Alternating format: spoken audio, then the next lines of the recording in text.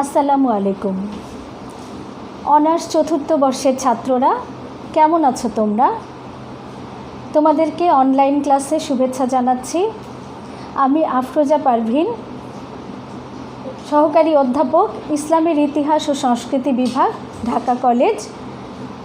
তোমাদেরকে আজকে তোমরা জানো যে আমি তোমাদের চতুর্থ বর্ষে মুসলিম ইতিহাস তত্ত্ব, খিলাফত, সালতানাত ও মোঘল আমল, যেটার কোড নাম্বার 1682 এবং নতুন কোড 24-1601, এই বিষয়টি তোমাদেরকে পড়াবো।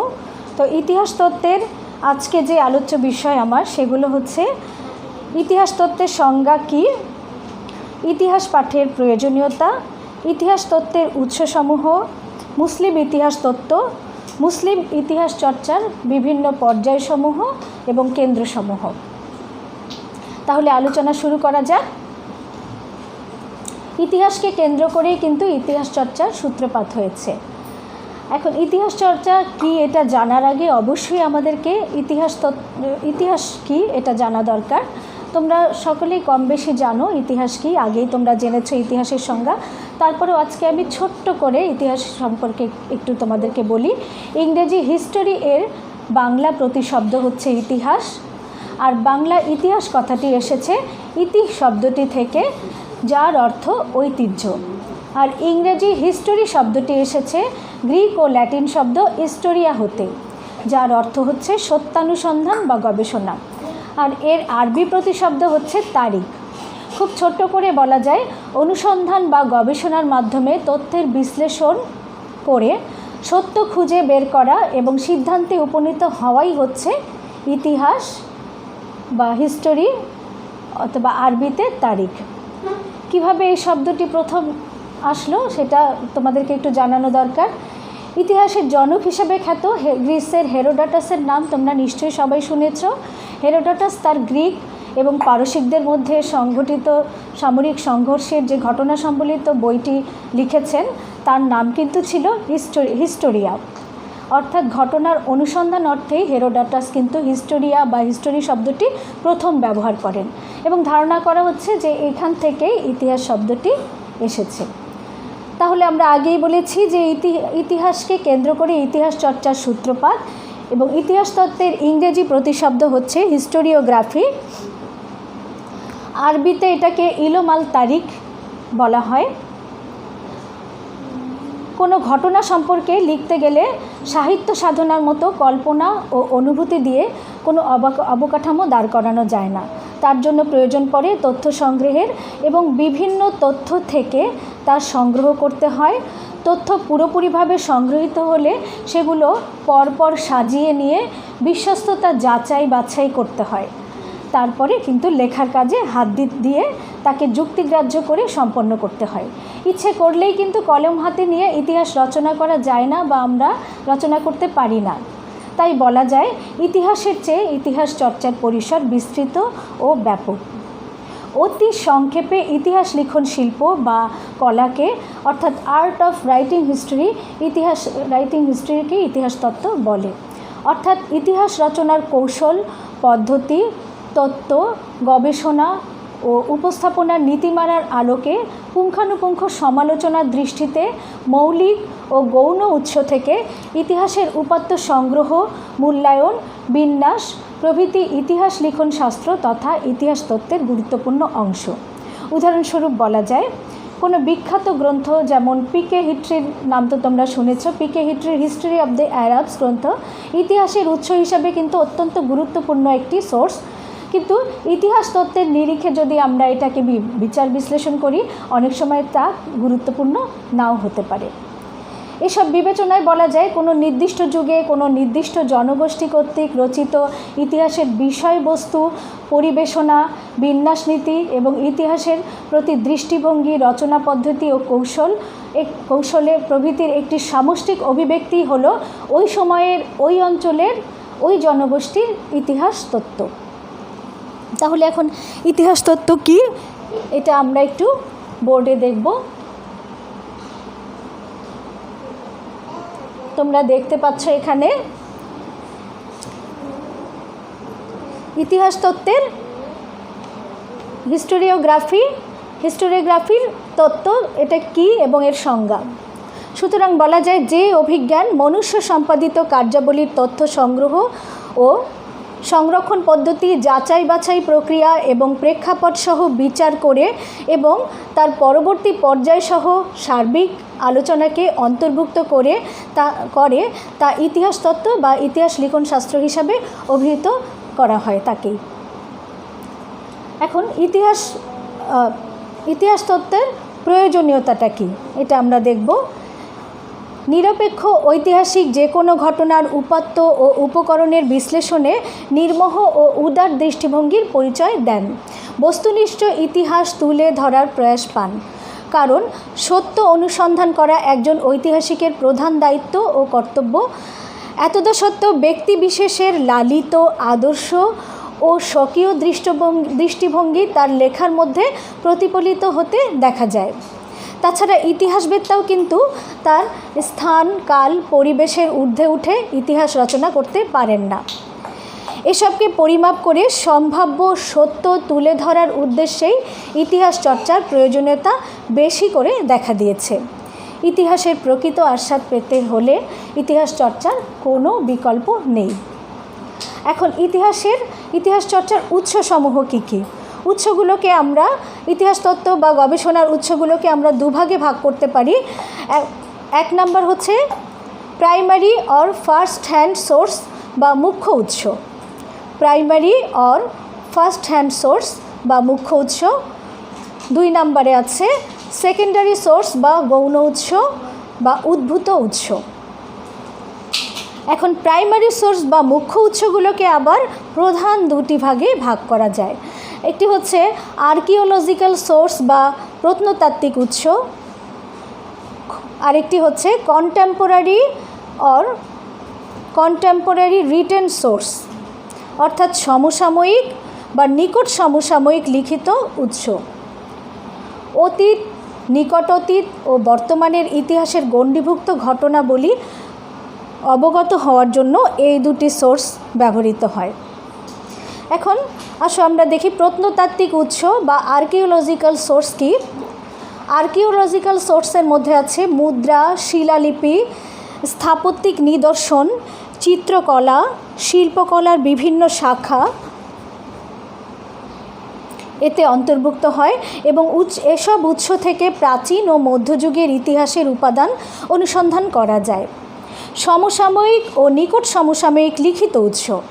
সমসাময়িক ও নিকট সমসাময়িক লিখিত উৎস বলতে বোঝায় ইতিহাস ও সাহিত্য সংক্রান্ত বিষয়, সমসাময়িক দলিল পত্রাদি, দলিল দস্তাবেজ, ফরমান, যোগাযোগ পত্রাদি, পর্যটকদের বিবরণ, বিভিন্ন সম্প্রদায়ের মুখপাত্র অর্থাৎ বিভিন্ন ধর্মীয় সম্প্রদায়কে এখানে বোঝানো হয়েছে, যেমন আমাদের মহানবী হজরত মুহাম্মদ সাল্লাল্লাহু আলাইহি সাল্লাম, বৌদ্ধ ধর্মের যে প্রধান ধর্মগুরু গৌতম বুদ্ধ, এই ধরনের সম্প্রদায়ের মুখপাত্র ও প্রচারপত্রাদি এবং আধ্যাত্মিক সাধকদের মাকতুবাত অর্থাৎ পত্রাদি ও মালফুজাত অর্থাৎ বক্তৃতামালা, এসব উৎস ও উপকরণের উপর ভিত্তি করে বিচার বিশ্লেষণের মাধ্যমে যা লেখা যায় তাই হচ্ছে contemporary written source. Secondary source সমসাময়িক ইতিহাসবিদদের লেখা গ্রন্থ অথবা সমসাময়িক বর্ণনা নির্ভর লিখিত ইতিহাস চর্চা অর্থাৎ জাহিলিয়া যুগ তথা আরবদের ইতিহাস পর্যন্ত বিস্তৃত হয়ে বর্তমান কালের মুসলিম কমিউনিটি পর্যন্ত এর ব্যাপ্তি এবং তা চলবে পৃথিবীর শেষ দিন পর্যন্ত। ইসলামের ইতিহাসের উপাদান মূলত 2টি। একটি হচ্ছে মুসলিম অর্থাৎ মহানবী হজরত মুহাম্মদ সাল্লাল্লাহু আলাইহি সাল্লাম এবং তার উম্মতদের ইতিহাস। আরেকটি হচ্ছে ইসলাম অর্থাৎ তার প্রচারিত ধর্ম এবং এর ইতিহাস। ইতিহাসের উপাদান 3টি, যেমন মানুষ, স্থান, কাল। এখানে উদাহরণস্বরূপ বলা যায় মধ্যযুগীয় ভারতীয় মুসলমানদের ইতিহাস, এই শিরোনামে তোমরা অবশ্যই কোর্স পড়ো। সেই কোর্সটার মধ্যে এখানে মধ্যযুগ বলতে সময়কাল, ভারত বলতে স্থান এবং মুসলমানদের ইতিহাস বলতে মানুষ, অর্থাৎ দেখো তিনটি উপাদানই এখানে আছে, মানুষ, স্থান এবং কাল। এখন আসো ঐতিহাসিক যুগ বা পর্ব। ইতিহাসের যে যুগ বা পর্বগুলোকে আমরা যেভাবে ভাগ করতে পারি, একটি হচ্ছে আদি পর্ব বা গ্রিক, প্রাক গ্রিক, আরেকটি হচ্ছে গ্রিক পর্ব, আরেকটি হচ্ছে মধ্যযুগীয় পর্ব। তারপরে আসো রেনেসাঁ পর্ব, আধুনিক যুগের ইতিহাস তত্ত্ব। আর মুসলিম ইতিহাস তত্ত্বকে আমরা এভাবে বিভক্ত করতে পারি ধারা বা পর্যায়সমূহকে: আরব কেন্দ্রিক ইতিহাস তত্ত্ব অর্থাৎ মদিনা ও ইরাক কেন্দ্র, পারসিক ইতিহাস চর্চা কেন্দ্র, ভারতীয় উপমহাদেশের ইতিহাস চর্চা অর্থাৎ মামলুক, এখানে থাকবে মামলুক, খলজি, মুসলিম আমল। তারপরে আরেকটি পর্যায় আছে আঞ্চলিক ইতিহাস চর্চা। এখন বলা যায় যে মুসলমানদের ইতিহাস চর্চা হলো মহানবীর সময় থেকে শুরু করে পরবর্তী মুসলিম শাসনের কালক্রমকে অন্তর্ভুক্ত করে এবং তা বর্তমান সময় পর্যন্ত বিস্তৃত ইতিহাস। আর এ যুগের ইতিহাস চর্চা আরব কেন্দ্রিক আরবি ফার্সি এবং ইতিহাসের আরবি ফার্সি ভাষায় ইতিহাস লিখন, পঠন ও পাঠন পদ্ধতি। এবারে আমি তোমাদেরকে ইতিহাসের বিভিন্ন পর্যায়সমূহ নিয়ে আলোচনা করব। প্রাক মুসলিম যুগের আরব কেন্দ্রিক ইতিহাস চর্চা। আরব কেন্দ্রিক ইতিহাস চর্চা তোমরা এখানে দেখছো যেটা মদিনা এবং ইরাক কেন্দ্র থেকে লেখা হয়েছিল, যেখান থেকে চর্চা হয়েছিল। জাহেলিয়া যুগে আরবদের জীবন ছিল একেবারেই সাদামাঠা, বড় ধরনের বা গুরুত্বপূর্ণ কোনো ঘটনা তাদের জীবনে ছিল না। প্রাক মুসলিম যুগে বড় উপাদান হচ্ছে কাব্য, কবিতা, গোত্রীয় বর্ণনা এবং যুদ্ধসমূহ। আইয়াম আল আরব বা আরবদের যুগের কার্যাবলী ইতিহাস তত্ত্বের বিশেষ অংশ হিসাবে বিবেচিত হয়েছে। আরবদের যুগ বলতে আরবদের বিভিন্ন গোত্রের মধ্যে সংঘটিত প্রধান ঘটনা, কলহ বিবাদ, সংঘর্ষগুলোকে বোঝায়। ভাষাবিদ, কুলজি বিশারদ এবং আরব বাগ্মী কবিরা এই ইতিহাস চর্চায় ভূমিকা রাখে। আবু উবাইদা ইবনে কুতাইবা আল মাদাইনি ইবনে রাবিহির নাম উল্লেখ্য। ইবনে কাসির এবং হাজি খলিফা আল আইয়াম এই যুগের দুজন বিখ্যাত ইতিহাস তত্ত্ববিদ। প্রাক ইসলাম যুগের দক্ষিণ আরবের লিখিত এবং মৌখিক তথ্যাবলী এবং উত্তর আরবের শ্রুত ঘটনাবলীর পরবর্তীকালে ইতিহাস চর্চার পথ সুগম করে দিয়েছিল। আরব কেন্দ্রিক মুসলিম ইতিহাস চর্চার প্রথম পর্ব। এ সময় তাওহীদ ভিত্তিক নতুন চিন্তাধারা নিয়ে মহানবী হজরত মুহাম্মদ সাল্লাল্লাহু আলাইহি সাল্লামের উপর ওহী অবতীর্ণ হয়েছে। ইতিহাস চর্চার ব্যাপারে মুসলমানদেরকে অনুপ্রাণিত করার ক্ষেত্রে গুরুত্বপূর্ণ ভূমিকা রেখেছে কুরআন এবং হাদিস। পবিত্র কুরআনে আল্লাহ রাব্বুল আলামিন ইতিহাসের বিচিত্র উপাদান রেখে দিয়েছেন। কোরআন হচ্ছে মানুষের জীবনযাপনের জন্য কালজয়ী একটি বিধান বা গাইডলাইন। উমাইয়া বংশের প্রতিষ্ঠাতা খলিফা মুয়াবিয়া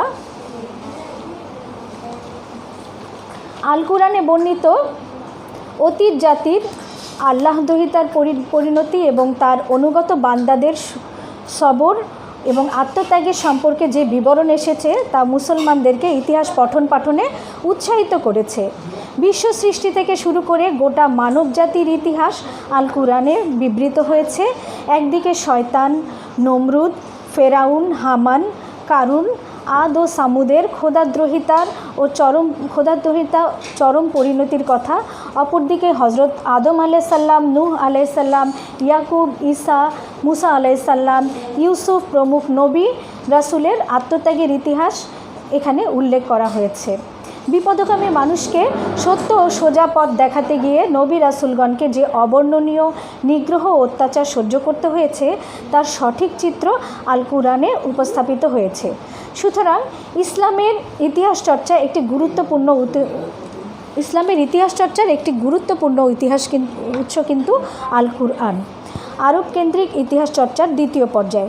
মহানবী সাল্লাল্লাহু আলাইহি সাল্লামের আদেশ উপদেশ, প্রশাসনিক ফরমান, চুক্তিপত্র এবং প্রদত্ত বিধানাদি এবং সম্রাট ও শাসকদের প্রেরিত পত্রাদি লিপিবদ্ধ করে ইতিহাস চর্চার এ পর্বের সূচনা।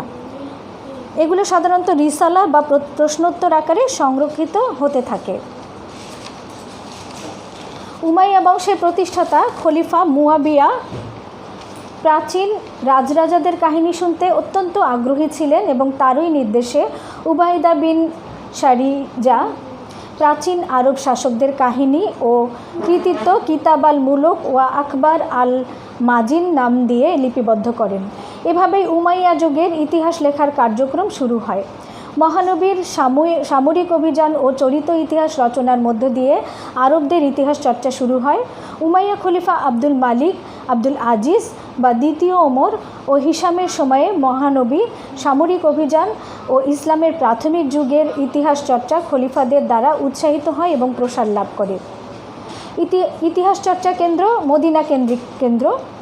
মাঘাজি ও সিরাহ চর্চার মধ্য দিয়ে মুসলিম ইতিহাস চর্চার ভিত গড়ে ওঠে। ক্রমান্বয়ে তা কুলজি, আকবর, আখ্যান উপাখ্যান, কাহিনী রূপ ধারণ করে আরব ও মুসলিম ইতিহাস লিখন পঠন পাঠনের পরিসরে বিস্তৃত হয়।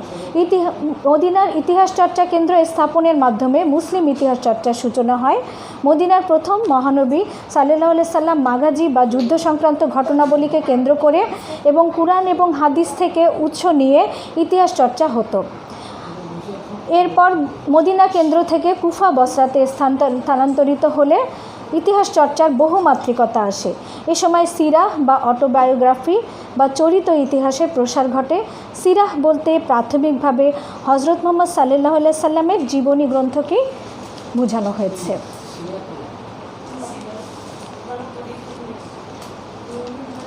মদিনা বা আরব কেন্দ্রিক ইতিহাস চর্চা কেন্দ্রের কিছু ইতিহাস তত্ত্ববিদ।